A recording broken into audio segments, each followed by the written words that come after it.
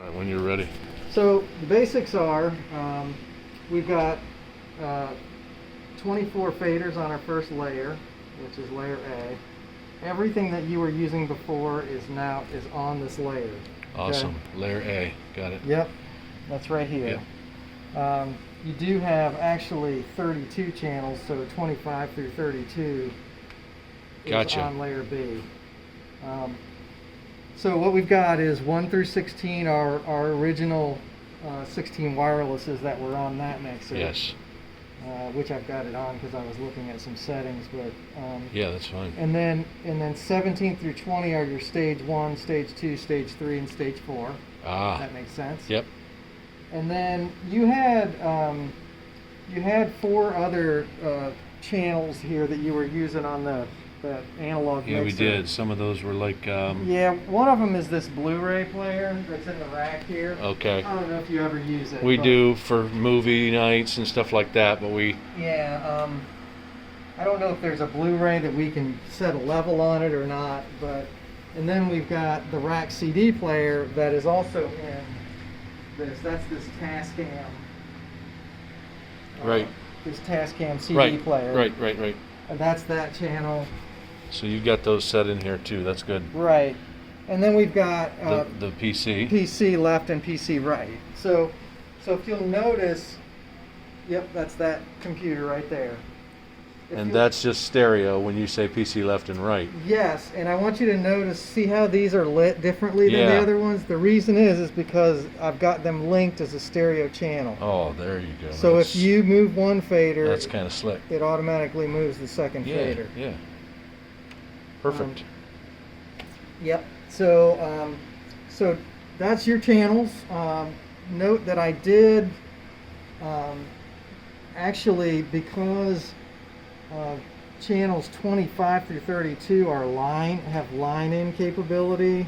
Yeah. What I did was I changed it so that channels inputs 25, 26, 27, and 8, I assigned them to channels 21 through 24. Okay, So I the one see. thing to note is that an input and a channel are two different things, and I can map any input to any channel. And the way that you do that is, if you go in here to the input and VCA, and this is a touch screen, and I go down here and I select, like if I select 20 or 21, you can see that I've input patched mic 25 to channel 21. Gotcha. Yep. Okay. I might have that backwards. We'll have to test that. But, Okay. I probably should have done input 25 to mic 21.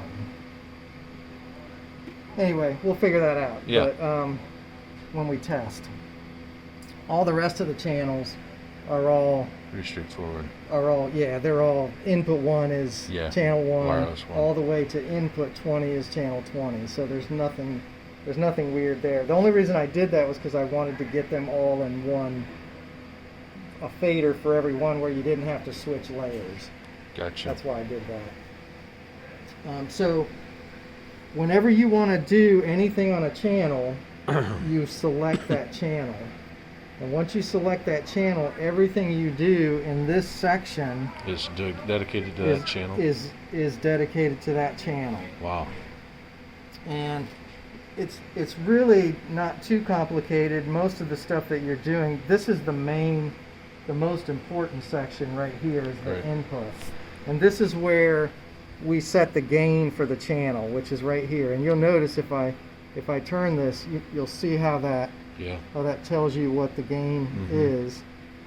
So the gain for the channel, and the most important thing here is when you are talking into a microphone, like let's go to channel 7 here. I'm going to turn this channel off. We're going to select channel 7, and I'm going to turn it on. And you'll see when I adjust this gain here, what you want it to do is solo the channel. Test 1, 2. And you want to be peaking in this 24, minus 24 range. Right. once you're in that -24 range, you're in a pretty good spot. Well, that sounds good. Yep. So, yeah, so there's basically setting the gain for every channel is really the most important thing. And it's going to vary by who's talking in a microphone. Right. My voice Yeah. is a little louder than so-and-so's Sure. voice or I whatever. mean, I've got one of my tags on this. Yeah. So, I've got them set sort of where I think they should be. I've checked all these microphones, but again, it'll vary by who's talking in the microphone. Sure. So then we also have in this section, we've got high pass filter. So, right, what that does is that cuts off, I'm going to go to this EQ section here. You see this filter Yeah. right here that's a slope that basically cuts off any low frequencies on that channel. Okay. Because we don't need, we don't need anything. I usually do it around 160, 175, but you can see how I'm moving this, and you can see how it's Yeah. getting more Your basic, lows. which we don't really need. No. So I typically keep it about right here, Okay. but that's important too. And I've got all these set. Oh, 50. I did a copy paste on all these, so the EQ on every channel is the same right now, which will work fine for your daily stuff that you're doing. Once you have a musical, you may need to adjust by a particular singer, or a particular speaker. You might need to adjust the EQ in some way, but You have all that saved here like you did the last one on a you can USB? actually- Yes, so we can actually save that both to a USB and to the internal memory. Oh, fantastic. So if I go back to my menu, and while we're talking about that, and I go to show, you'll see there's a default show here. I can change the name of it if I want to. Yeah, see? If I hit menu, I go back to the previous screen. If I save it, I can hit a save as, and then hit the apply button, and I get to this save show. So you see this MMC. That's the internal memory. Yep. But if I click this, I can choose either MMC or USB to save the show. So once I click USB, see I already saved one here. Yep. I'm going to save it again. And I just saved the exact state of the mixer right now to that default show on that USB Slick. drive. And I can do the same thing if for the. Let's see. I'll click this. I'll choose MMC, and then if I go down to this and I hit OK, it's asking Already me if I exists. want to overwrite the existing with what's on here. So I'll have channel 1 selected and I'll hit yes. And now I've basically saved both whatever state the mixer was in to the internal of this. So now we've got a copy of it on both. I'll have you go back and watch the video too from this point. On anything else? Yep. So that's how we save a show. Thought this would be better for an introduction to Brian and the rest anyway. That's So- a lot. Yeah, that's a lot It's a slicker, a lot yeah. easier. Oh yeah. Just kind of for sure. straightforward. Everything For sure. laid out on the board. It's much more intuitive, definitely. So also in this section we have our phantom power, which whatever channel we've selected, that's what we're changing phantom power on. Where that's going to be important is The booms. when you plug those boom microphones up on the stage, whatever you're going in, Whichever whether it's stage 1, stage stage 2, 2. stage 3, or stage 4, you'll have to select that channel and turn on the phantom And turn power. on the phantoms. That's good to know. Yeah, and then you'll also have to set the gain while the choir's singing to get back in that same range. And gain again being our first button. Yep, and I'm looking at, the way the gain structure's set here right now. I've got the left and right just on -5, and I'm setting the gains around -24, and it seems to be a pretty good level. Yeah, in the pop one house. off there again. So Oh, yeah, back to it's channel 7, test 1, 2, 3, 4, check 1, 2. pretty good sound. Cleveland Cleveland rocks. Browns,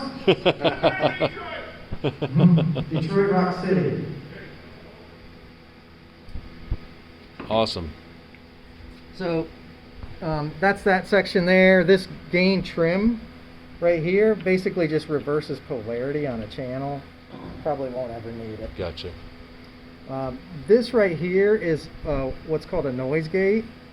I usually don't set them initially. If somebody's doing a show and they really know what they're doing, they can play with it. But what it does is you basically set a threshold by which the microphone gates on. So basically what happens is if I'm not talking, the mic automatically gates off. If I start talking, if I exceed a threshold that I've set, the microphone will gate on. Yeah. And there's also an attack time, how fast we want it to gate on. There's a release time, how fast we want it to re-gate after it loses sound. So it gets pretty complicated to get it right, Yeah. or else you start hearing little cutoffs of words and things like that. So I usually don't suggest using it unless you really know what you're doing. Then we've got our compression setting, which I've kind of set a compression. I'll go back to this microphone here. So with compression, test 1, 2. By the way, every section has an on-off per channel. So if this isn't on, then the compression's not on that channel. Gotcha. So I've got compression on all these channels. Yeah. So compression basically what it is doing is reducing the dynamic range of the signal. So I set a threshold, and if my signal goes over that threshold, it will bring it down by a certain ratio. Gotcha. And what that does is it keeps your really loud people from being really too loud, or somebody gets in the mic real hard, it just kind of automatically brings it down. And so what you see here on this meter is what the gain reduction is. So you'll notice if I talk real quiet like this, I don't have any gain reduction at all, but if the louder I get, the more gain reduction I have. Right. Gotcha. So, Super. Yeah. Just to bring you down to the level of everybody else. Yeah, I mean, it's just sort Put of a cap. evening out your Put that dynamics. cap on it somewhere. Yeah. Which is a good thing. So that's that section right there. I won't get too much into the weeds sure. On it. EQ, this is your Yeah. EQ section. Yep. You've got a low frequency, low mid, high mid, Yep. and high. The 3 buttons are, this one is attenuate or boost particular frequency. This is what frequency we want to boost or attenuate.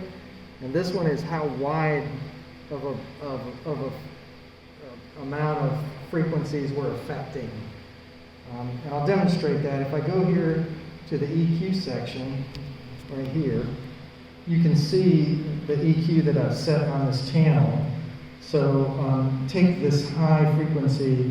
What I did was I made a really broad filter just to try to get a little more presence, because these dynamic microphones are a little duller than the headsets. Yeah. But watch here, this Q, I'm making the filter more narrow, so I'm affecting much less frequencies with that knob. And then this knob is actually changing what frequency I'm affecting. And then this knob is whether I'm turning it up or turning it down. Does that make sense? Yeah. And it's nice to have this visual here. Oh, yeah. You did not have that with that other No, mixer. not at all. That's really nice. Yep. Okay. So that's your EQ section. This is the pan section, which I don't know why all these were pan left. I'll tell you what I'm going to do. I'm going to demonstrate the copy paste function for you. Okay. So, so if I select a channel and I want to copy a particular parameter of that channel to the rest of the channels, what I'll do is I'll select that channel, I'll go to my menu, and then I'll go to my copy paste function. And so there's several different things here that we can select or unselect that we want to copy. In this particular case, I want to copy this section. See that out section? This represents this equalizer section. This represents the compressor section, the gate. So this is basically a copy of what you're seeing here. And it's what do I want to copy to another channel? Mm-hmm. So right now I want to copy this. So what I'm going to do is I'm going to hold this down, and then I'm going to select every channel while I've got it held down.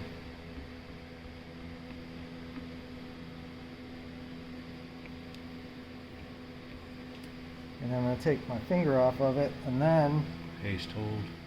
yep, and then, yeah. So then I'm done. I've copied it, and then you can see if I go back to my menu and I select all these channels, you see my pans are all center now because I just copied this section to all the channels. Mm-hmm. Very cool. So there's not a real paste option then after that. You didn't click paste after that. You just copied it and it did it. It was When- pasted. yeah, That's what it when- Okay, so yeah, it so- was automatically doing Yeah, that part. so when You didn't have to click paste. I Paste hold. Well, what I did was, I selected all the other parameters, right? Right. And I had one selected. I did paste hold. I see and what then, you're saying. And then while I was holding it, I thought that every was cop. I thought that every was cop. channel that I selected, if you Okay. take I your thought finger that- off of it, Yeah, just a then- little bit, Yeah, I then thought you, that was then you can copy. endanger actually Yeah. copy everything to a channel. But Very good. Yep. So that's a pretty handy thing, the copy paste. This right here, this section is just your headphone level, and this is what you're monitoring when you solo a channel. You're trying to monitor what level it is in this meter, and then at the same time you're also isolating that in your headphones. Yeah.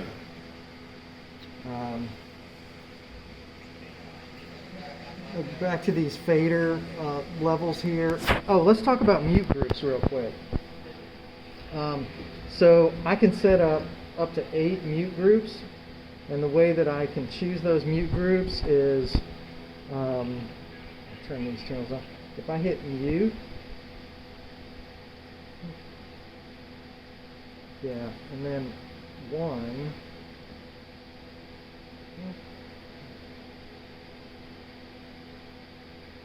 Now that I remember this here, let's see.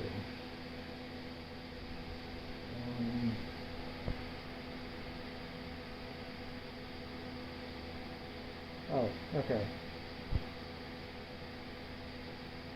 Okay, so I hit mute, and the mute turns red, and then I hit what mute group I want to choose. In other words, what I'm doing is I'm selecting which channels I want in mute group 1. So I'm going to select all the wirelesses. So let's select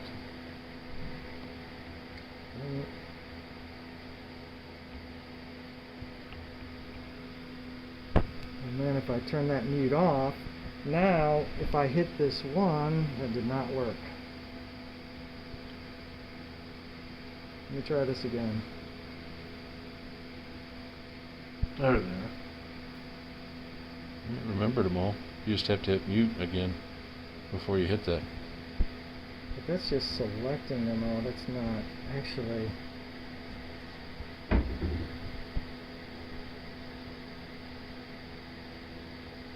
try this.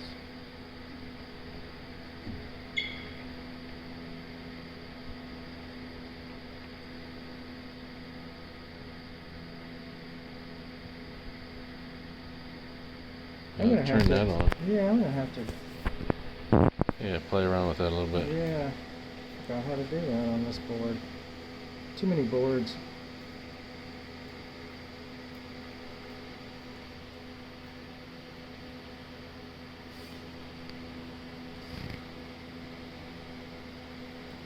We gotta hold that down. Oh, yep, that's what it was. That's selecting them, that's not muting them.